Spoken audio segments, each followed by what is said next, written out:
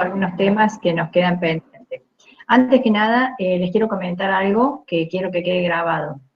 El día martes 21, a las 18 horas, tienen la posibilidad de hacer una autoevaluación. Figura en la unidad 1 como una carpeta más que dice autoevaluación 1. Esa autoevaluación consta de una serie de preguntas que tienen que resolver en un lapso de 30 minutos. Son poquitas las preguntas, las resoluciones no son complejas, por lo tanto, sobre la unidad 1 son todos los temas que trata. En consecuencia, háganla. El resultado no es una nota que va a formar parte de las calificaciones de ustedes de los parciales, simplemente es una especie de prueba y un control sobre la asimilación de los contenidos de la unidad 1. Así que participen y hagan la autoevaluación. En la misma, cuando finalizan la envían y eso se la tienen que enviar antes de los 45 minutos, 30 minutos. Traten de terminarla y enviarla antes de los 30 minutos. Y una vez que han hecho eso, va a quedar la constancia del puntaje que ustedes sacaron en esa evaluación. Pueden sacar el 30, el 40, el 50%, se aprueba con el 50%, y bueno, de ese modo ven cómo han asimilado algunos conceptos. Son conceptos muy simples, tiene actividades, tengan una calculadora a mano, tiene actividades para las cuales tienen que hacer algunos cálculos, pero pueden participar, que está bueno que lo hagan. Vamos a hacer una para la unidad 1, vamos a hacer una autoevaluación para la unidad 2, una para la unidad 3, y vamos a hacer una autoevaluación general antes del parcial para que podamos ver cómo asimilaron y cómo avanzaron en los temas. Esta primera es muy simple, es una primera prueba como para tener una idea de cómo están avanzando. Bien, comenzamos entonces con el tema que nos ocupa. Vamos a fijarnos acá. Acá vamos a compartir esta pantalla y vamos a poner esta. El tema que estamos trabajando, ¿escuchan algo? Hablando de todo un poco. ¿Están escuchando y viendo la pantalla? Sí, profe. Sí, sí. Bien. Vamos a observar un poquito lo de covarianza y correlación. En esta actividad adicional número 3 tenemos el tema de covarianza y correlación. Para que recuerden, se trata de una medida, o dos medidas, tanto la covarianza como el coeficiente de R de Pearson, de correlación lineal. Son dos medidas que tratan de determinar si entre dos variables numéricas existe alguna asociación de tipo lineal. ¿Qué significa asociación lineal? Bueno, asociación lineal significa que si tomo la función lineal o la ecuación de la recta, para esas dos variables voy a tener coeficientes que permiten explicar una de las variables en función de la otra, a través de esa relación funcional lineal. La idea es que estas dos variables numéricas pueden tener o no asociación lineal. Si tienen asociación lineal, bueno, la covarianza nos va a dar un valor positivo o negativo, pero distinto de cero. La idea es que si es positiva la covarianza, la asociación lineal es directa. ¿Qué significa directa? Que cuando una de las variables aumenta, la otra se incrementa. Cuando cambia en una unidad la variable x, la y aumenta en la magnitud correspondiente al factor que es el coeficiente. Luego tenemos que si la covarianza es negativa, la asociación es inversa. Y el coeficiente de correlación, por otro lado, que se calcula con la covarianza y la desviación estándar de cada una de las variables, es covarianza dividido el producto de las desviaciones estándar. Ese coeficiente de correlación de Pearson es un valor comprendido entre 0 y 1, que puede ser positivo o negativo. Ese coeficiente de correlación indica la intensidad o el grado de intensidad de la asociación lineal entre las dos variables. Entonces, si el coeficiente R de Pearson da 0,60, hay una asociación regularmente buena. si da 0,80 es muy buena la asociación, o sea, la intensidad de la asociación lineal es mejor cuando es 0,80 que cuando es 0,60, es más fuerte. Y si es positivo, indica asociación lineal directa, y si es negativo, indica asociación lineal inversa. Si el coeficiente de R de Pearson es 0, significa que no hay asociación lineal, que puede haber otro tipo de asociación, o bien puede ser una nube de puntos en la cual no existe ningún tipo de función matemática que explique la asociación de las dos variables. Las nubes de puntos son las que se representan en el diagrama de dispersión. Tengo X y Y, coloco X en el eje horizontal, Y en el eje vertical. X es la variable independiente, Y la variable dependiente en el eje vertical, la variable independiente en el eje horizontal. Y de este modo graficamos los puntos de coordenadas, con lo cual tenemos una nube de puntos. Si la nube de puntos refleja una línea, estamos en presencia de una asociación lineal. Si la nube de puntos refleja una curva, estamos en presencia de una asociación curvilínea que no va a ser captada mediante este estudio. Por lo tanto, tanto la covarianza como el R de Pearson van a ser bajos. Y si la nube de puntos no muestra ningún tipo de relación funcional matemática, quiere decir que no hay asociación lineal entre las variables. Bueno, vamos a este ejemplo. Los datos siguientes presentan el seguimiento de la rentabilidad primaria por acción durante 52 semanas y los valores contables reportados por 10 empresas. O sea que tengo 10 datos. Elaboro un diagrama de dispersión considerando los valores contables en el eje X. ¿Cuál es la covarianza? La pregunta es, ¿indica que hay relación positiva o negativa? O sea, ¿qué está mostrando esa covarianza? ¿Qué valor asume y qué muestra? ¿Cuál es el coeficiente de correlación? Interprete su resultado. Para cada variable, calcular las medidas descriptivas e indicar el nombre de cada medida. Analizar mediante las medidas de posición la forma de la distribución en cuanto a asimetría. Calcular los cuartiles y confeccionar un gráfico que permita determinar si existen valores atípicos o extremos en alguna de las distribuciones. Confeccionar un diagrama de dispersión. Obtener y analizar la matriz de covarianza y la de correlación. Bien. Nosotros acá tenemos el punto 1, 2, 3, que son los puntos que se refieren al análisis descriptivo que ya vimos en las clases anteriores. Vamos a circunscribirnos a lo que sería el diagrama de dispersión y la matriz de covarianza y de correlación. El análisis bivariado o el análisis de la presentación de las dos variables en forma conjunta. Para analizar la covarianza tenemos fórmulas de cálculo. Entonces la covarianza la calculamos mediante esta fórmula, que puede ser traducida en la media de X por Y menos la media de X por la media de Y. La covarianza la calculamos así. El R de Pearson lo calculamos usando la covarianza y la desviación estándar de las dos variables, o sea, covarianza dividido desviación estándar de una variable por la desviación estándar de la otra variable, nos da el coeficiente R de Pearson. Aquí tenemos una tabla que sería una planilla de Excel en donde tenemos el valor contable que lo definimos como X, o sea, el valor contable es la variable que hemos definido como independiente, la rentabilidad que la definimos como Y, que sería la variable dependiente. Y para estos valores de las dos variables, hemos confeccionado una columna donde se hace el producto de ambas, tenemos otra columna donde hacemos cada variable menos la media, Y menos la media, y luego otra columna donde multiplicamos el producto del desvío de X menos la media y Y menos la media. Esto es a los fines de calcular la covarianza. Sumamos el producto de los desvíos y luego calculamos la covarianza. La covarianza para estas variables, matriz de varianzas y covarianza, nos da 3,11. ¿Por qué nos da 3,11? Si nos volvemos, aquí tenemos 31,13. Como tenemos 10 pares de valores, las observaciones se cuentan de pares, tenemos 10 pares de valores, tenemos una suma de los desvíos entre X menos la media por Y menos la media de 31,13.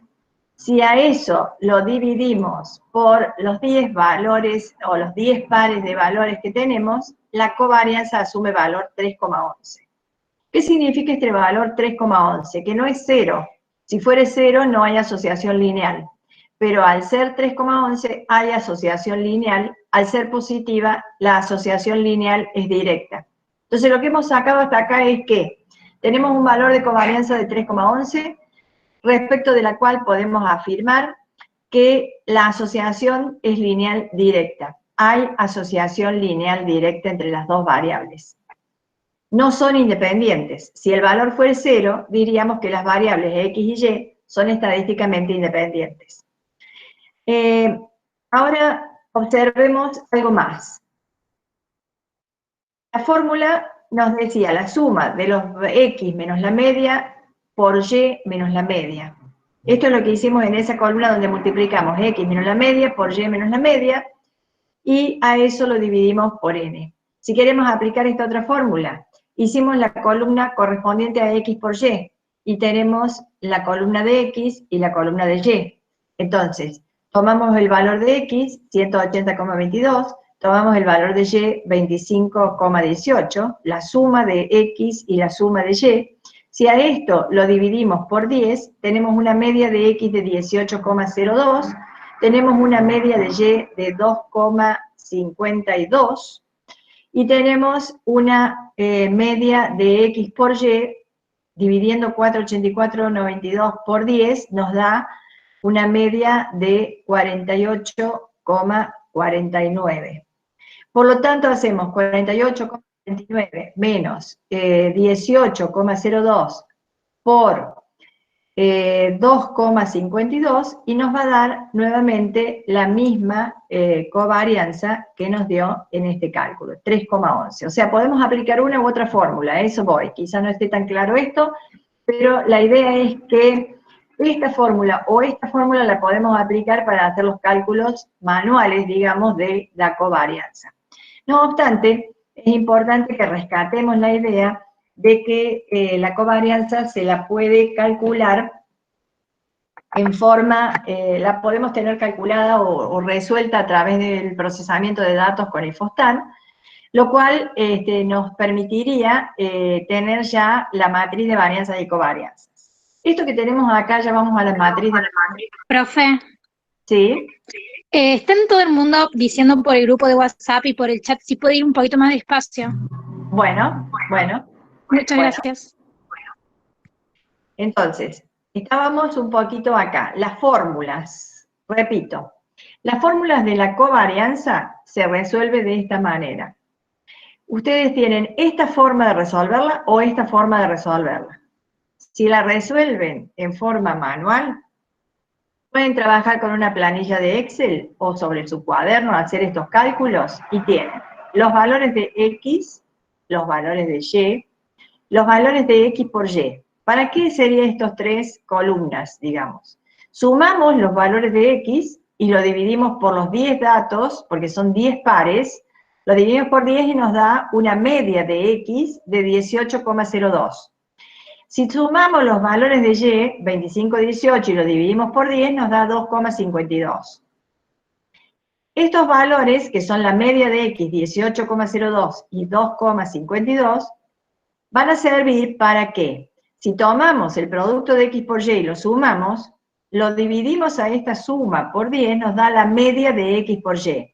Entonces, 48,49 menos el producto de 18,02, la media de X, por 2,52, la media de Y, nos va a dar nuevamente la covarianza de 3,11. O bien de lo contrario, hacemos los desvíos de cada valor de la variable. Desvío es la resta. Tomo cada valor de la variable, le resto su media, 18,02 en este caso, y eso lo hago para todos los valores de la variable. Tomo los valores de Y. A cada valor de Y le resto su media, 2,52, y obtengo todas estas diferencias.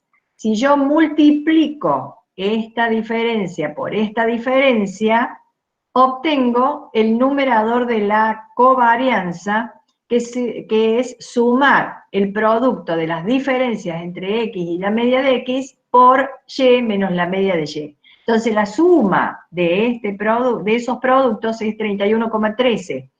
Es el numerador de la covarianza que dividido por la cantidad de pares, que es 10, les va a dar el valor de la covarianza. Eso es para calcular la covarianza en forma manual. Entonces, el valor de la covarianza es 3,11. 3,11, 31,1 dividido 10, 3,11. Esto que tenemos acá es lo que se llama diagrama de dispersión. ¿En qué consiste un diagrama de dispersión? Tomamos los valores de la variable que hemos definido como x, que para este ejemplo es el valor contable, los valores de la variable que hemos definido como y, que es la rentabilidad para este ejemplo, siempre los valores de la variable independiente en el eje horizontal y los de la variable dependiente en el eje vertical, y marcamos los puntos de coordenada. ¿Qué son estos puntos? Los puntos que corresponden a un valor de x y un valor de y. O sea, los pares de valores x, y están reflejados en estos puntos de coordenada. Un valor de x, un valor de y. Un valor de x, un valor de y. Entonces, los puntos de coordenadas x, y son los que usamos para el diagrama de dispersión. Una vez que tengo este diagrama de dispersión, lo observo. Si hay un comportamiento lineal o cuasi lineal, podemos decir que va a haber asociación lineal. Vamos a tener una covarianza distinta de 0. Pero si estos valores fueran una nube de puntos, donde no existe forma alguna de pasar una línea que se acerque a esos valores, entonces tendríamos una no asociación lineal, donde la manifestación del valor de la covarianza va a ser 0. O sea, cuando observamos una nube redonda de puntos donde no es posible pasar una línea que se acerque a estos valores, entonces estamos en presencia de una falta de asociación lineal. Aquí observamos que en este otro gráfico, que tenemos los puntos de coordenadas y una línea. ¿Qué hicimos en ese caso? Lo que hicimos es automáticamente pedir la línea de ajuste, la ecuación de la recta que se aproxima mejor a estos puntos. Y vemos que hay una línea que se aproxima a esos puntos. Hay un punto que es distante, pero hay una línea que se aproxima.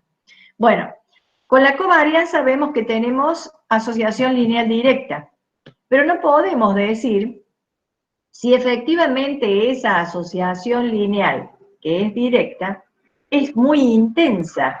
O sea, si la recta esta pasara por todos los puntos, sería perfecta. Pero la recta no pasa por todos los puntos. Vemos que hay puntos que no se acercan a la recta. Esas distancias de los puntos a la recta van a hacer que la intensidad o grado de asociación lineal sea más baja. Entonces ahora nos vamos al cálculo del R de Pearson. Esta matriz que tienen acá, que le llamamos matriz de varianzas y covarianzas, lo único que hace es establecer el valor de X, el valor de Y, la X y la Y, en una matriz donde cuando consideramos la casilla o el punto este que se ubica, que sería el valor del resultado que está en la fila 1 y columna 1 de la matriz. Este valor es la variación de X consigo misma, y la variación de X consigo misma la medimos a través de la varianza. Por lo tanto, esto es la varianza de X.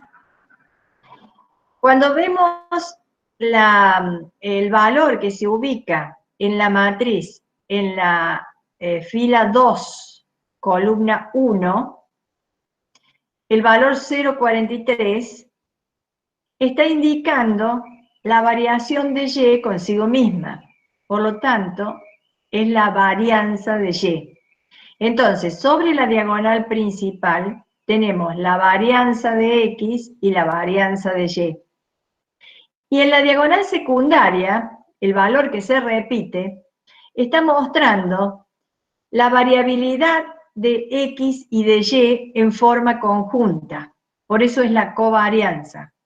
La variabilidad de X y Y en forma conjunta es la covarianza. La variabilidad de Y con X en forma conjunta es la covarianza. Por eso la diagonal secundaria tiene la covarianza y asume el mismo valor.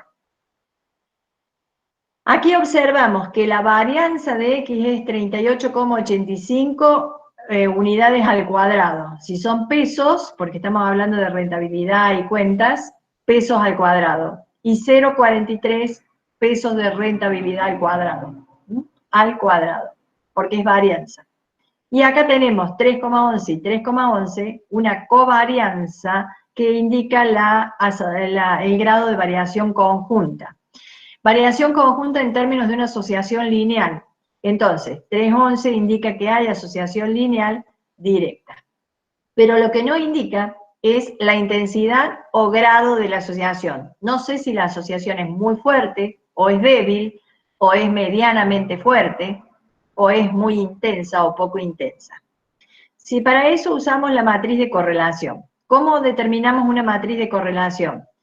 Aquí tenemos en la diagonal principal la correlación de la variable consigo misma, o sea, X y X correlaciona en 1, porque es la variable X, ¿cómo está asociada la X con la X? Es 1, tiene asociación perfecta. La Y con la Y es 1, entonces la diagonal principal tiene 1 porque indica la intensidad o grado de asociación de la variable consigo misma. Y en la diagonal secundaria obtenemos el valor del R de Pearson. El R de Pearson es el coeficiente de correlación lineal de Pearson que se calcula mediante el cociente de la covarianza dividido el producto de las desviaciones estándar de las dos variables. Y ese valor R de Pearson es un valor que va comprendido entre 0 y 1. Si el valor es 0, indica que no hay ningún tipo de correlación lineal entre las variables. Pero si el valor fuere próximo a 1 o 1, indica una correlación perfecta. O sea que hay una asociación lineal perfecta entre las dos variables. En la medida que se aproxima a 1, la correlación es buena, es alta, es intensa. Cuando se aproxima a 0, la correlación es baja, es poco intensa, es mala. Cuando tengo 0,20 de R de Pearson, tengo una mala correlación lineal. O sea, no hay una correlación lineal muy fuerte. Hay muchos puntos puntos de coordenadas que se alejan de la recta. Cuando este valor va a 0,60 es bueno. Y cuando es 0,80 es muy bueno. Y cuando es 1 es perfecto. Entonces, el R de Pearson es un valor que oscila entre 0 y 1 y que indica el grado o intensidad de la asociación lineal que hay entre las dos variables. La idea es que este coeficiente de correlación R de Pearson asume el signo que tiene la covarianza. Si la covarianza es negativa, el R de Pearson será negativo e indicará que hay una asociación lineal inversa, hay correlación inversa, o sea que cuando la variable X se incrementa en una unidad, la variable Y se va a incrementar en la magnitud equivalente al coeficiente que multiplica a X en la relación lineal. Por otro lado, si el valor de la covarianza es positiva, está indicando asociación lineal positiva, el R de Pearson va a ser positivo y va a indicar o mostrar asociación lineal positiva, pero además va a mostrar el grado o intensidad de esa asociación. 0,76 es relativamente alto, no llega a 0,80, que sería muy bueno, o sea, es bueno más o relativamente alto, indica que hay una correlación lineal intensa, no perfecta, intensa, entre X y Y eso también se puede visualizar acá. La correlación lineal, digamos que es buena, porque es muy buena, porque casi muy buena, porque los puntos se van acercando a la línea, pero hay puntos, 2 puntos sobre todo, que se alejan de la línea. Y este punto que se aleja de la línea está haciendo o provocando que el R de Pearson no sea 1, no sea 0,90, no sea 0,80, sino que 0,76. ¿Está? Entonces la idea es que en la medida que haya más puntos fuera de la línea, estaría provocando una caída dentro del R de Pearson. ¿Mm? Bueno, con esto entonces, si ustedes tienen una matriz de covarianzas, de varianzas y covarianzas, pueden calcular la matriz de correlación. Entonces, si nos volvemos acá a las fórmulas, el coeficiente R de Pearson lo calculamos con la covarianza dividido el producto de las desviaciones estándar. Por lo tanto, si yo tengo como información esta matriz de varianzas y covarianzas, la raíz cuadrada de las varianzas va a ser la desviación estándar de cada una de las variables. Entonces, si quiero calcular el R de Pearson, va a ser 3,11 dividido la raíz cuadrada de 38,85 por la raíz cuadrada de 0,43. O si les gusta más, la raíz 3,11 dividido la raíz cuadrada de 38,85 por 0,43, el producto de ambas. En definitiva, cualquiera de las dos formas les va a dar como resultado 0,76, que es el R de Pearson y que indica una asociación lineal buena, una correlación intensa, pero no perfecta. Una buena correlación, porque está entre 0,6 y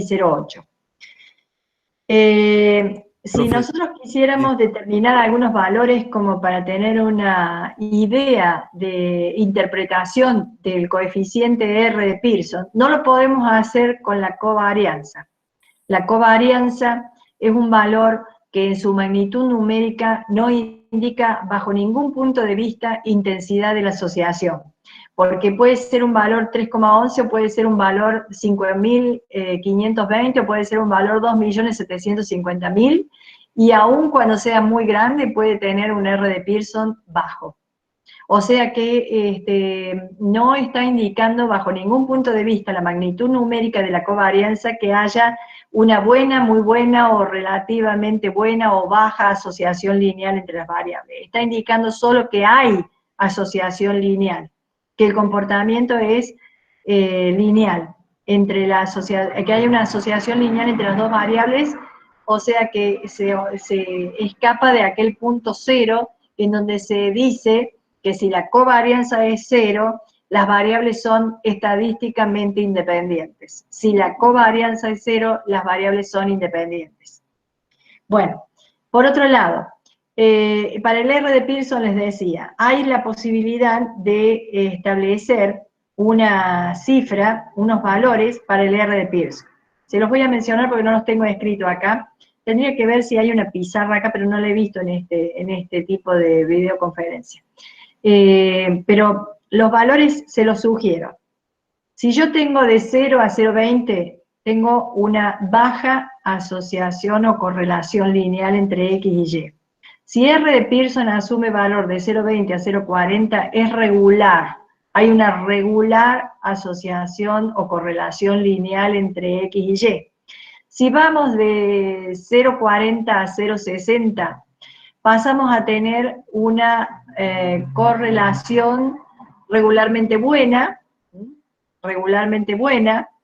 entre X y Y. O sea que si yo tengo valores del R de Pearson de 0,40 a 0,60, estoy logrando una recta que pasa cerca de los puntos, pero hay puntos que están a una distancia considerable de la recta. Pero la recta está abarcando bastante cantidad de puntos por los cuales pasa cerca.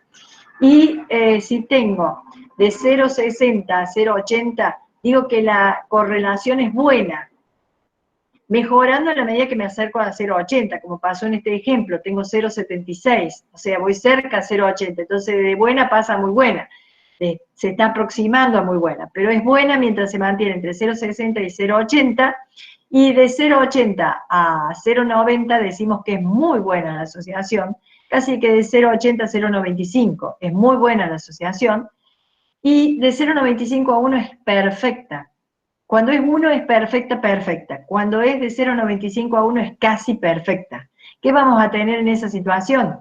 Una línea que pasa prácticamente por todos los puntos. Puede haber un puntito afuera de la línea, pero en general los puntos se acercan totalmente a la línea, o la línea se acerca totalmente a los puntos, y puede haber un punto que se dispara de esa línea, pero en una distancia ínfima, para 0,95 a 1. Entonces, con esa escala, digamos que podemos interpretar un coeficiente R de Pearson. Bien, aquí tenemos, se cuenta con la matriz de covarianza, esto sería un ensayo. Se cuenta con la matriz de covarianza de estudio de asociación de las variables retorno de acciones y retorno de inversión. Son dos variables, retorno de acciones, retorno de inversión. Estas dos variables han sido presentadas mediante una matriz de varianzas y covarianzas. ¿Qué tenemos acá? Tenemos la varianza de esta variable X, esto sería X, retorno de acciones, y retorno de acciones, esto es la varianza de X, esto es la varianza de Y, y aquí en la diagonal secundaria tenemos la covarianza. ¿Qué es lo que nos está diciendo? En principio, si yo interpreto esta matriz de varianzas y covarianzas, me voy a encontrar con que los valores, el valor de la covarianza indica una asociación lineal directa entre las variables. Eso no hay duda. Por otra parte, veamos qué podemos hacer. Si calculamos el coeficiente R de Pearson trabajando con las varianzas y la covarianza, vamos a formar la matriz de correlación. Entonces, en la diagonal principal tenemos 1 para la matriz de correlación, y en la diagonal secundaria el coeficiente R de Pearson.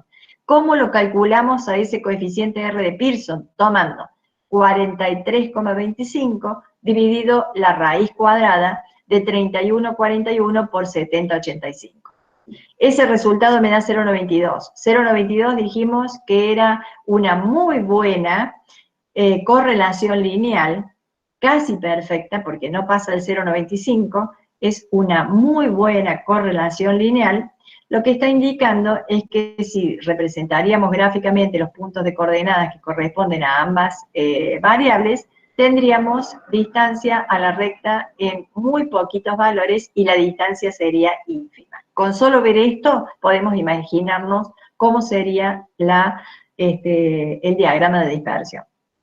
Bueno, con esto entonces completaríamos lo de, a ver, veamos un poquito, volvamos acá y acá. ¿Qué pasó por aquí? Vamos a ver esto. Profe, disculpe, disculpe, profe, ¿la desviación estándar es un dato que siempre se da?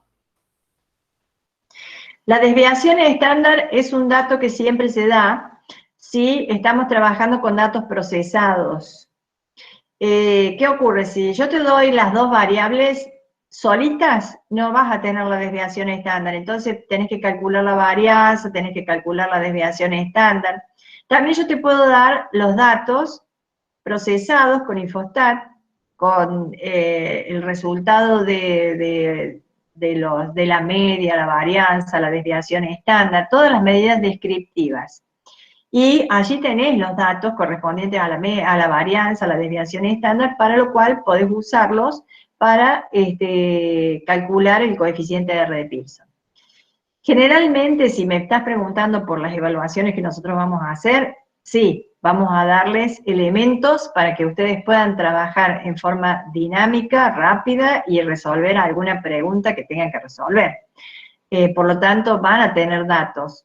Pueden tener la varianza, pueden tener la desviación estándar, pueden tener una salidita de Infostat, pueden tener la matriz de varianzas y covarianzas, con lo cual pueden tener también los datos del R de Pearson y de la matriz de varianzas y covarianza y tener que interpretar simplemente esos resultados, cotejar en un diagrama de dispersión, observar un diagrama de dispersión e indicar cómo estaría la correlación. O sea, hay muchas formas de poder indagar sobre el tema trabajando directamente con información ya procesada. Pero de todas maneras tienen que tener claridad de que si ustedes arrancan de dos variables, hay que calcular la varianza de cada una de ellas, hay que calcular la suma, la media de cada una de ellas y la media de X por Y, o si no, aplicar la fórmula de la covarianza con los desvíos a la media. de una u otra forma, o sea, hay que hacer todo el procedimiento, lo cual en una tablita de Excel tendrías que agregarle a la tabla que yo les he dado, las que les he mostrado recién, tendrían que agregarle una columnita donde x menos la media de x se eleva al cuadrado, y y menos la media de y se eleva al cuadrado, donde la suma de esas columnitas les va a dar los numeradores de las respectivas varianzas, con lo cual ya tendrían completo todo el análisis y todos los elementos que necesitan para aplicar este análisis de covarianza y correlación. Bien, veo que acá hay una serie de preguntas. Voy a contestar algunas preguntas sobre este tema. Quiero revisar un poquito la solución que les he cargado sobre el tema de la clase anterior. Y esto que hemos visto hoy, todas esas consignas en las cuales hay que hacer todo el análisis descriptivo, les voy a procesar los datos en Infostat, les voy a agregar una solución con esto ya completo, con los datos procesados para que ustedes hagan las interpretaciones pertinentes.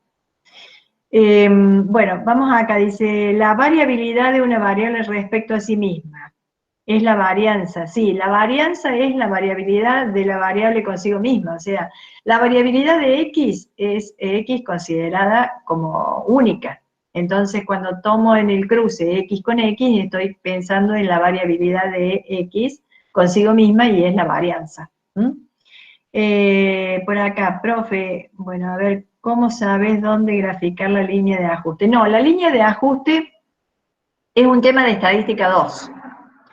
O sea, si ustedes en Excel hacen el diagrama de dispersión, dentro de las opciones gráficas, dentro de los diseños de gráficos que pueden encontrar en Excel, se van a encontrar con la posibilidad de incorporarle la línea de ajuste. Pueden hasta encontrar una opción en la cual la línea de ajuste quede representada en el gráfico, o sea, que establezca cuál es la función lineal y cuáles son los coeficientes.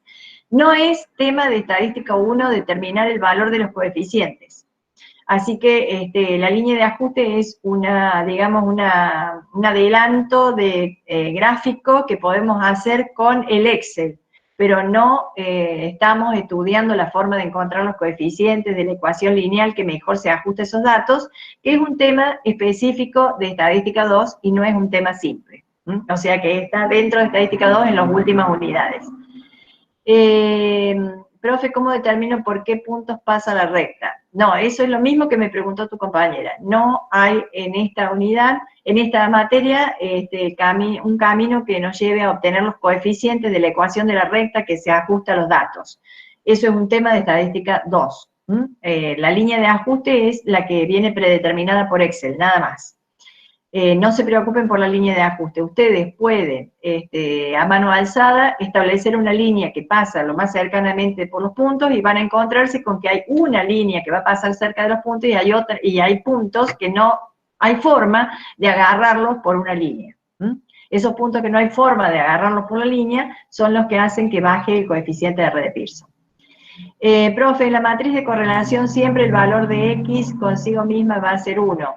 Sí, obviamente, la diagonal principal es la correlación de X con X, entonces la X se entiende con la X, es como que si nosotros nos entendemos con nosotros mismos, se supone que sí. Entonces, X se entiende con X, X varía con X de manera perfecta. Profe, ¿cómo es el cálculo de la covarianza? Bueno, el cálculo de la covarianza es aplicando la fórmula de cálculo de la covarianza, que es la suma del producto de las diferencias entre X y la media de X por Y la media de Y. Cuando yo multiplico esas dos diferencias, sumo esos productos y obtengo el numerador de la covarianza, que dividido por la cantidad de pares de valores me da la covarianza. Momentos naturales y momentos centrados evalúa es un concepto. Momentos naturales y momentos centrados es un concepto estadístico que lo tienen que conocer.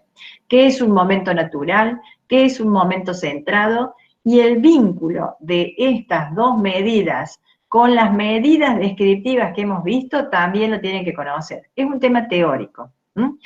¿Se evalúa?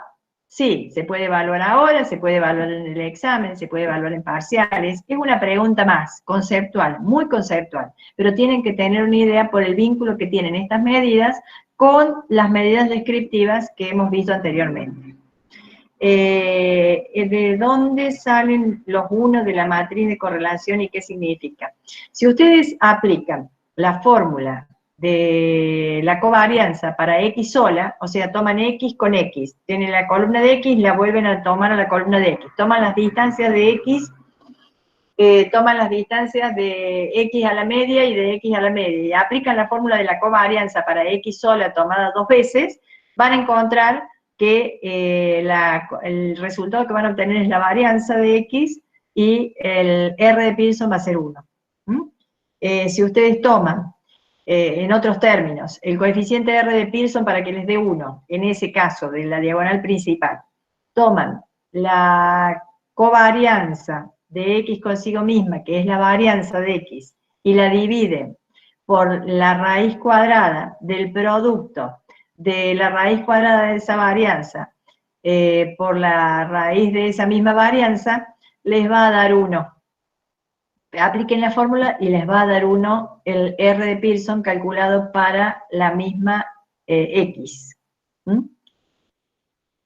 ¿Qué significa? Que estoy midiendo la correlación de X consigo misma, entonces es perfecta.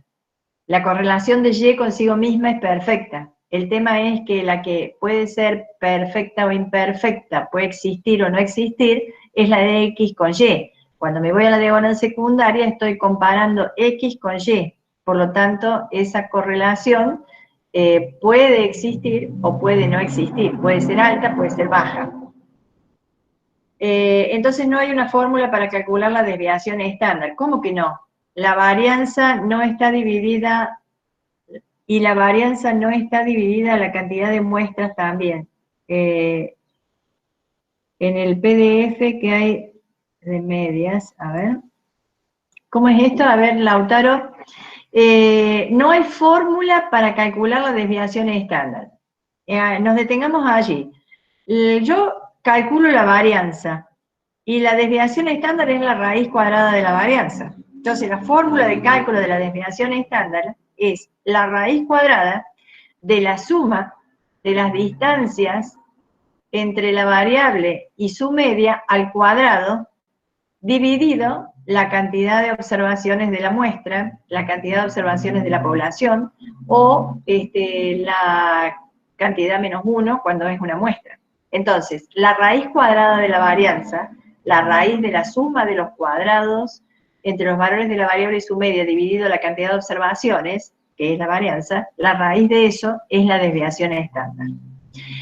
Y la varianza no está dividida a la cantidad de muestras también.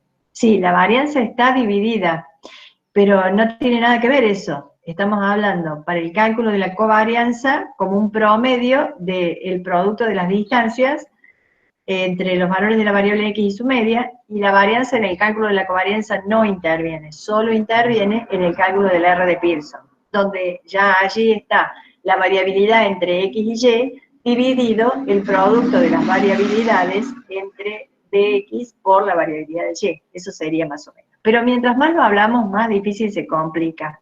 La idea sustancial es que la varianza tiene su fórmula, la desviación estándar en la raíz cuadrada de la varianza, y la covarianza es una medida que se calcula con la fórmula de la covarianza. Se involucran las dos medidas cuando calculamos el R de Pearson. En el PDF hay medidas descriptivas, aparece como fórmula la raíz cuadrada de X menos su media elevada al cuadrado y dividido en N. La raíz cuadrada de X menos su media, claro, la desviación estándar es la raíz cuadrada de la suma de los desvíos entre X menos la media elevado al cuadrado dividido N o dividido N menos 1 o dividido N mayúscula, según sea una población, una muestra, según sea con fines de inferencia o no. Bueno, la varianza la dan como dato o la tengo que sacar. Por ejemplo, el 38,5 en el caso de X. Bueno, es lo que les dije recién. Puede ir como dato o puede que no. ¿La desviación estándar es la raíz cuadrada de la varianza? Sí. Profe, en la autoevaluación, en el caso de que haya preguntas, ¿será múltiple opción a desarrollar? A desarrollar no tienen demasiado, tienen cálculos que hacer, pueden tener cálculos que resolver para contestar una pregunta de múltiples opciones, puede haber preguntas de verdadero o falso. O bien aquellas preguntas en las que tienen que responder algo puntualmente que tenga que ver con algo que visualizan en algún análisis. Ese 1 lo puedo pensar como si A por la dividiera por X siempre me da 1. Como si a X la dividiera por X. Sí, es el cociente de dos valores iguales te va a dar si aplicas la fórmula de R y te va a dar 1. R calculado para X sola. ¿Va a subir este video al aula? Sí. Para el primer parcial vamos a ser evaluados virtualmente, sería la fecha que está en el cronograma. Esto del parcial no se los puedo contestar, porque no depende de nosotros, no depende de la cátedra, sino que estamos esperando directivas que provengan de la institución a través del consejo directivo. Cuando haya una resolución del consejo directivo que indique cómo se deben tomar los parciales en este periodo de cuarentena, recién le vamos a dar información, tanto sobre la posibilidad de mantener la fecha, como el tipo de evaluación que le vamos a tomar. O sea, regularidad todavía no está definido, no lo definimos nosotros, lo define la institución a través del consejo directivo. Y estamos esperando que establezcan una resolución que así lo indique, para darles una información seria y concreta. Por lo tanto, de parciales no estamos hablando todavía, pero sí aprovechemos a evaluar con las autoevaluaciones a través de la aula virtual, de modo tal que ustedes puedan participar de este sistema, de que se vayan familiarizando con esto ante la posibilidad de que le tomemos parcial de esta forma. O sea, vamos a trabajar camino a eso, con evaluaciones sin calificación aún, pero que les permita a ustedes ir viendo unidad por unidad en qué estado se encuentran. Bien. ¿Qué temas no van a la unidad 1 y 2? Bueno, eso después se los mando por escrito, para no ocupar tiempo de esto. Quiero que veamos ahora un poquito lo que habíamos mencionado. En esta diapositiva que tenemos acá, a ver, espérense que compartimos un poco. No sé, yo no sé por qué no, qué tipo de a ver, espérense un poquito, a ver, vamos acá. Esto está grabando, pero ¿qué pasa? Acá está. Bueno, a ver.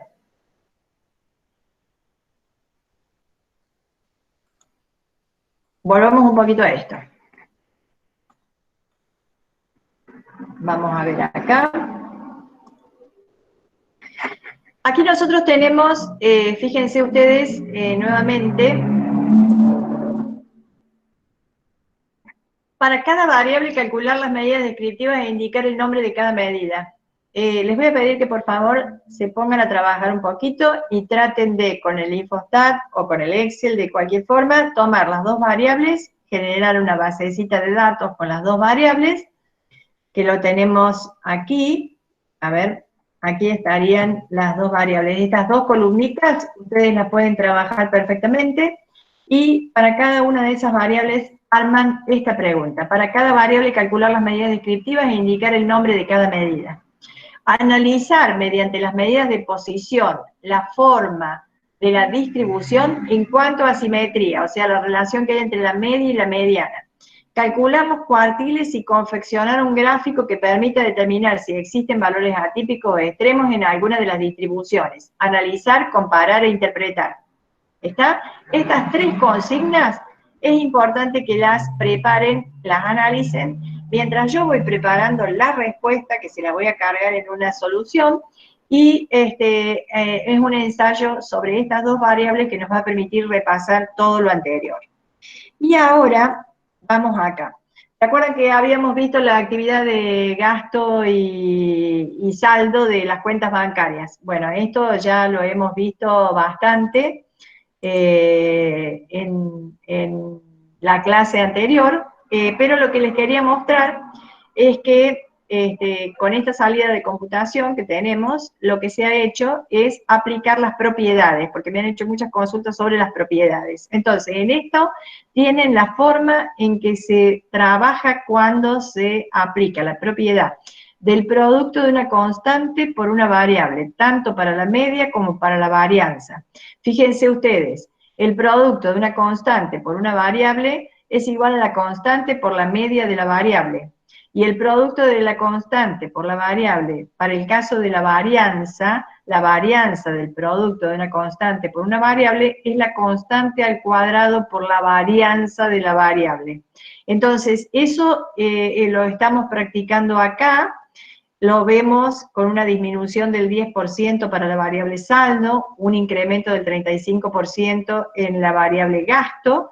La constante que estamos multiplicando en el gasto, que es cuando hay un aumento del 35%, es 1,35, y en el saldo, como hay una disminución, en la constante que multiplicamos es 0,90. Bueno, esto está explicado. ¿Cómo? Disculpe, ahí en la diapositiva que estaba, puede ser que esté mal uno de los resultados porque 55,43 por 1,35 me parece que no da ese número que está ahí. No, 629,13 no da, obviamente. Sí, 55,43 por 1,25 no da, ya se los corrijo. Sí, pues ese valor está mal. Gracias, profe. Ver, no me voy a poner ahora para no perder tiempo, pero sí, obviamente no está bien ese valor. 629 no puede ser. 55 debe ser 60 y algo, 80 y algo. No me recuerdo ahora, pero sí, obviamente hay un error. Ya lo corregimos. Se los corrijo y se los cargo. En el otro caso está bien, disminuye, acá en este caso también está bien. Profe, y en este caso, sí. ¿Sí? es 74,83. ¿El valor? ¿Cuánto dices que es? Sí, 74,83. Bueno, perfecto. Yo después lo corroboro bien, pero sí, ese valor está mal puesto. Bien, gracias por habérmelo avisado. Por otra parte, explique y fundamente qué ocurre con la varianza de los gastos si cada valor del gasto disminuye 12 pesos. Cualquier modificación en términos de suma o resta para el caso de la media influye, pero para el caso de la varianza no modifica la varianza. Entonces, en el caso de la media, fíjense que disminuye en esa cifra y la varianza permanece constante. La varianza de una suma entre una constante y una variable es igual a la varianza de la variable. No modifica la varianza, si le sumo o le resto un valor a la variable. Bueno, y acá el coeficiente de variación, que es la desviación estándar sobre la media, desviación estándar sobre media, multiplicado por 100 me da un coeficiente de variación expresado en porcentajes. El coeficiente de variación puede ser expresado en tasa, o sea, como un valor que surge del cociente directamente, esto ya es coeficiente de variación, y coeficiente de variación por 100 es un porcentaje de variación, ¿está? En ambos casos es una medida abstracta, no se expresa en ninguna unidad de medición, sirve para comparar. Bueno, aquí tenemos el coeficiente de variación de una variable, de la otra variable, comparamos y llegamos a la conclusión de que el gasto tiene una menor dispersión en torno a la media que el saldo. ¿Qué promedio, qué media aritmética es más representativa? ¿La del gasto o la del saldo? La del gasto, porque observamos que la dispersión es menor y los datos son más homogéneos. Entonces la media es más representativa en el gasto que en el saldo, porque los datos de la variable son más homogéneos. Bien, aquí también observen esto, que esto es muy importante, que es el efecto que puede provocar sobre el coeficiente de variación las modificaciones que hacemos sobre los valores de la variable. Si a la variable la multiplicamos por un número, el coeficiente de variación no cambia.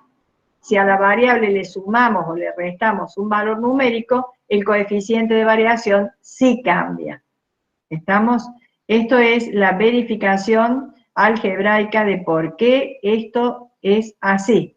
si multiplicamos a la variable por una constante, el coeficiente de variación no se modifica por esto que tenemos acá, que es aplicar las propiedades donde la constante quedaría en el numerador y en el denominador. Por simplificación de esa constante, el coeficiente de variación vuelve a su fórmula original, con lo cual tendríamos que ese coeficiente de variación no se modificó. Bueno, después acá tenemos la otra parte, que es donde calculamos los coeficientes de asimetría. Esto del coeficiente de asimetría, fíjense, no estaba calculado en la salida de computación, por lo tanto, tomando la desviación estándar y la media y la mediana y la desviación estándar, aplicamos el coeficiente de asimetría de Pearson. Es válido, es muy buena medida de asimetría. Fíjense el valor que nos dio ese coeficiente de asimetría de Pearson, menos 0,564 para el caso de la variable gasto, y 0,619 para el saldo. Aquí nos dio un coeficiente de asimetría negativo, aquí nos dio un coeficiente de asimetría positivo. Esto está indicando una asimetría izquierda negativa, y esto está indicando una asimetría positiva. Cuando diagramamos en caja y brazos, hacemos el diagrama de caja y brazos con las medidas pertinentes. ¿Se acuerdan ustedes que la consigna era colocar la medida que utilizaban en cada caso para obtener los límites de la caja, de las barreras internas, etcétera? Esas medidas están puestas acá, la consigna ya está completada de esta forma. Aquí tengo el valor máximo, aquí tengo la barrera interna derecha, aquí tengo la media de la variable, aquí tengo el cuartil 2, el cuartil 2 es la mediana, que sería acá, la flechita iría acá. Aquí tenemos el cuartil 1, aquí tenemos el cuartil 3 y aquí tenemos el valor mínimo. Esos son los valores que podemos considerar en este diagrama de caja y brazos. Fíjense, cuando este valor que tengo acá es el valor mínimo, porque si yo calculara la barrera interna izquierda, va a sobrepasar ese valor. Entonces, como no hay valores de la variable fuera de la barrera, el límite culmina en el valor más bajo que la variable asume. Bien.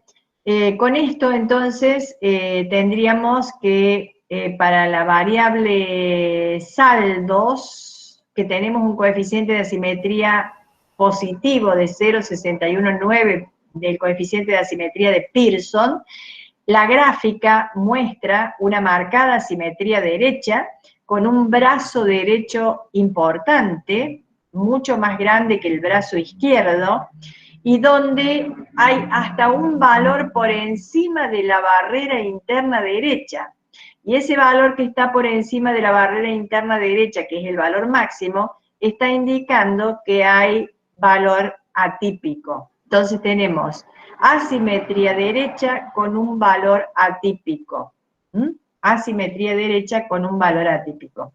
Y si ahora nos vamos a ver el diagrama de caja y brazos de la otra variable, de la variable gasto, observamos que el coeficiente de asimetría indicaba una asimetría negativa de 0,564, negativo, y aquí observamos que hacia la izquierda tenemos un brazo, si lo extendemos hasta el valor mínimo, tenemos un brazo mucho más largo a la izquierda que el brazo que encontramos a la derecha. Los brazos yo los observo no por esto, sino por todo lo que está abarcando hasta el valor, porque acá están confeccionados hasta las barreras. Entonces, las barreras están marcando cómo serían los valores homogéneos. Y cuando sobrepasan a las barreras ya son valores heterogéneos. Observamos hacia la izquierda un brazo muy largo con valores heterogéneos, con dos valores atípicos que superan la barrera interna izquierda. Y encima tenemos hacia la derecha un valor que supera la barrera interna derecha. Si calculamos las barreras, la barrera interna izquierda les da 32 sería por acá, a ver, espérense un poquito, barrera 32 por acá, la barrera interna derecha les da 80, que estaría acá, y observamos que el valor mínimo es 18, está por debajo de 32, hay un valor 18, es el valor mínimo que está por debajo de 32, y hay otro valor, que no sé cuál es el valor porque no está identificado, se puede en el Infostat pedir que nos dé los valores estos acá marcados, no fue pedido en su momento, y estos dos valores son atípicos porque están por debajo de la barrera interna izquierda. Y este valor que está por encima de la barrera interna derecha es un valor atípico también, que es el valor máximo, que es 84. La barrera es 80 y 84. El brazo se extiende hasta donde están nuestros valores. Por eso digo que el brazo izquierdo es más largo que el brazo derecho. Mostrando asimetría izquierda. Bien, acá está cómo se calculan las barreras. Esta fórmula no sé si estaba bien detallada en las otras diapositivas. Esta es la barrera interna, esta es la barrera externa. Las barreras, les comento, es necesario calcularlas en la medida que haya posibilidad de valores atípicos. Si observamos que efectivamente no hay posibilidad alguna de que haya valor atípico por el lado donde está la barrera interna izquierda o la barrera interna derecha, no es necesario confeccionarla. Generalmente se confeccionan cuando se ve la posibilidad de que haya valores atípicos. Y ante la duda, puedo confeccionarla de cualquier forma. Bien. A ver. Volvamos acá. Esto es un repaso de lo anterior. Mañana voy a trabajar en la solución de lo que hemos mencionado un poquito hoy, y voy a trabajar sobre una actividad número 4, actividad adicional 4, que se refiere básicamente a lo que sería un análisis exploratorio, o sea, abarca todo lo que sería unidad 2. Análisis exploratorio, unidad 2 y unidad 1 también. Algo de unidad 1 tiene. Bueno, voy a leer un poquito las dudas que tengan y ya terminaríamos la clase de hoy. A ver, 74 gastos. Profe, supongamos que ambas variables muestran una simetría derecha. Aquel que tenga el mayor coeficiente de asimetría tendrá mayor heterogeneidad, o el valor del coeficiente no influye. En realidad la heterogeneidad o homogeneidad la medimos con el coeficiente de variación. Cuando tengo dos variables, la comparación de la heterogeneidad de los datos se hace con el coeficiente de variación. El coeficiente de asimetría en sí, obviamente, si hay un coeficiente de asimetría calculado de la misma forma, o sea, con la misma fórmula, para ambas variables, y uno es mayor que el otro, está indicando mayor asimetría. Lo cual, obviamente, si tiene mayor asimetría va a tener más heterogeneidad. Pero como la heterogeneidad o homogeneidad está medida en términos de distancias a la media, se pueden llegar a ocurrir algunas compensaciones donde la heterogeneidad no se manifieste tan fuertemente en el coeficiente de variación. Por lo tanto, la medida que indica la mayor o menor heterogeneidad es el coeficiente de variación. Y la asimetría está indicando la existencia de valores que se producen alejados del centro, pero la otra medida mide las distancias a la media, lo cual permite definir concretamente cuál es la heterogeneidad de los datos en relación a la media. O sea, concretamente el coeficiente de variación mide la heterogeneidad, el coeficiente de asimetría, la deformación. ¿Cómo hacemos la escala del diagrama de caja y brazos? Porque los valores no coinciden con los valores relevantes. Las escalas, esto ustedes si quieren trabajarlo manualmente, colocan primero una escala que vaya desde el valor mínimo al valor máximo, agarran el valor mínimo y el valor máximo de la variable y entre eso confeccionan una escala bien proporcionada como es una escala. Sobre esa escala van a ir marcando los valores que van confeccionando. Por ejemplo, el cuartil 1, el cuartil 3, la mediana lo marcan sobre esa escala arriba, en una situación por encima de esa escala inicial, y luego marcan el valor mínimo, valor máximo, cuartil 1, cuartil 2 y cuartil 3. Con eso ya tienen hecho la caja del 50% y los brazos. Y dentro de eso, después, hacen el cálculo de las barreras.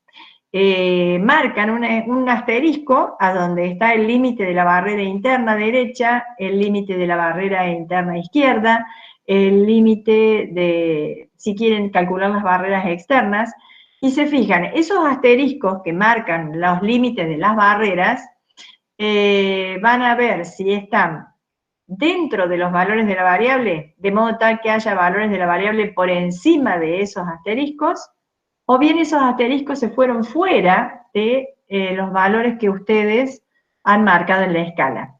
Si los asteriscos están fuera de los valores que han marcado en la escala, tienen todos valores homogéneos, valores que no son atípicos. Pero si hay algún valor de la variable que sobrepasa el asterisco, ya sea por la izquierda o por la derecha, ese valor o esos valores que sobrepasan a los asteriscos de las barreras son valores atípicos o extremadamente atípicos. No estamos haciendo mucho la distinción entre la barrera interna y la barrera externa, pero sí, con la barrera interna ya es suficiente. Si hay valores que pasan la barrera interna, ya sea por la izquierda o por la derecha, ¿qué valores pasan? Los valores nuestros, de nuestra variable, que están por debajo de la barrera interna izquierda y los que están por encima de la barrera interna derecha. Esos valores de nuestra variable son valores atípicos cuando sobrepasan las barreras. Si todos los valores de la variable están dentro de las barreras, o sea, las barreras cayeron fuera de nuestro recorrido va del valor mínimo al máximo. Las barreras caen fuera del recorrido, entonces todos nuestros valores no son atípicos, son valores homogéneos. ¿Mañana qué hora? Mañana y a las 11 hagamos de nuevo la reunión. Fijemos a las 11 que estamos en el punto medio. Yo creo que tengo clase a las 9 mañana, 9, 10, 11. No sé, salvo que tengan otra materia, si quieren la hacemos a las 10. Podría ser a las 10, por las dudas tengan otra materia. No vamos a dudar. A las 10 de la mañana, mañana nos reunimos de nuevo. ¿Qué dijo de la actividad adicional 4? La hacemos, mañana trabajaríamos sobre la actividad adicional 4, haciendo algunas menciones, vayan viéndola, es un análisis exploratorio, es más indicativa que actividad. O sea, va diciendo cómo se hace un análisis de la variable cuantitativa o cualitativa. Va recordando, refrescando cómo analizaríamos en forma general la variable cuantitativa o cualitativa. Mañana vamos a charlar un poquito sobre esa actividad. Acá hay más dudas. La actividad adicional 4 aún no la vimos, no, todavía no. ¿La clase de mañana es en base a esa actividad? Sí. O sea, es obligatorio sacar las barreras internas para saber los valores atípicos. Sí, en alguna medida obligatorio, la palabra obligatorio acá en estadística no existe, nada es obligatorio. Vamos tanteando nuestros datos, vamos viendo nuestra información y allí surge la necesidad. O sea, si nosotros observamos nuestros valores de la variable y vemos que realmente tenemos asimetría derecha muy marcada y del lado izquierdo tenemos poquitos valores y no, entonces tengo que hacer barreras de derecha. Pero ante la duda hago las dos barreras, no es obligatorio. Ante la duda confecciono las dos barreras. Pero sí, nada es obligatorio y todo es en función de lo que vamos observando. ¿Qué más tenemos? ¿A las 11 o a las 10? No. Miren, no es una votación esto. La hacemos a las 10, por las dudas tengan a las 11 clases de la materia que seguiría a la mía si tuviéramos en dictado presencial. Si tuviésemos dictado presencial, yo tengo de 9 a 11 y otro profesor tiene de 11 a 1. Ese profesor puede dar clase de 11 a 1 y ustedes tienen que asistir a su clase. En consecuencia, a las 10 de la mañana nos reunimos mañana para que tengan posibilidad de incorporarse a una clase después a las 11 si la tuvieran. No sé cómo están haciendo los demás profes. Hay chicos que tienen clase a las 11, por eso, precisamente, por eso vamos a tener la clase a las 10. Como coeficiente de asimetría, bueno, yo utilicé el coeficiente de asimetría de Pearson, porque se calcula con las medidas que ustedes tienen y no tienen que trabajar con todos los datos para calcular la otra fórmula. Los coeficientes de asimetría se calculan usando la fórmula del coeficiente, o sea, vos vas siguiendo la fórmula del coeficiente y vas aplicando la fórmula y vas obteniendo los elementos para calcularlo. El de Pearson es más sencillo. Por eso es que se puede calcular directamente con los datos que surgen de un procesamiento directo. ¿Hay algún video que explique cómo confeccionar el diagrama de dispersión? El diagrama de dispersión se confecciona muy simplemente, no hay un video para confeccionarlo. No hicimos video para confeccionar el diagrama de dispersión. Es eje X, eje Y y puntos de coordenadas X, Y que se marcan sobre el eje. O sea, X vale 2, Y vale 3, punto ahí. X vale 5, Y vale 8, punto ahí. Esos son los puntos de coordenada del diagrama de dispersión. Es un gráfico muy simple para hacerlo manualmente y en el Excel, fíjense que lo tienen para hacerlo muy rápidamente. ¿Cuál es el coeficiente de variación? El coeficiente de variación es desviación estándar sobre media. En el eje vertical del diagrama de caja y brazos, hacemos la escala que quede más cómoda. Claro, no es la que quede, va del valor mínimo al máximo y arman una escala. ¿Está? Ustedes trabajan con esa escala y allí marcan, eso es hacerlo manual. El Infostar lo hace a su modo, como está programado. Manualmente, yo aconsejo una escalita donde tengan desde el valor mínimo al máximo una escala y sobre la escala encima marcan todos los puntos que necesitan marcar para analizar la variable. No habría que ordenar los valores entonces. Y la escala va siempre de menor a mayor, chicos. Cuando confecciono la escala va de menor a mayor. Y cuando yo tengo las medidas, voy a tener el cuartil 1, el cuartil 2, el cuartil 3, el valor mínimo y el valor máximo. Distinto es hablar de calcular los cuartiles y la mediana. Para calcular los cuartiles y la mediana hay que ordenar los valores de la variable. El diagrama de dispersión decía, profe, que lo que yo decía del diagrama de dispersión es que es un gráfico muy fácil de resolver, realizar. Si lo quieren hacer a mano, es colocar en el eje X la variable X, en el eje Y la variable Y, y los puntos de coordenadas es el diagrama de dispersión. O sea, si tengo 2 de X y 3 de Y, ese puntito lo marco. Marco 5 de X, 8 de Y, otro puntito. Y así marco todos los puntitos de los pares de valores de la variable X y Y, sin ordenar, sin tocar nada. Así como tengo la muestra, tomo los pares y los grafico en el diagrama de dispersión. Bueno, nos vemos mañana en la clase de las 10 de la mañana. Yo les voy a hacer nuevamente la invitación, como hice, hagan la aceptación para que podamos tener la cantidad de gente que efectivamente se incorpora a la clase. Voy a continuar trabajando sobre esta unidad 2 para completar todo el material que tienen con información correspondiente, con soluciones, las soluciones que necesitan para poder revisar todo el material que tienen, y vamos a elaborar una autoevaluación para la unidad 2. Nos queda la semana que viene todavía para trabajar un poquito más la unidad 2, y la autoevaluación se la voy a cargar la semana que viene seguramente, pero la semana que viene, el 21, martes 21, hacemos una autoevaluación de la unidad 1. Ya les voy a mandar una comunicación más formal, pero eso va a ocurrir la semana que viene. Nos estamos comunicando, chicos. Gracias, profe.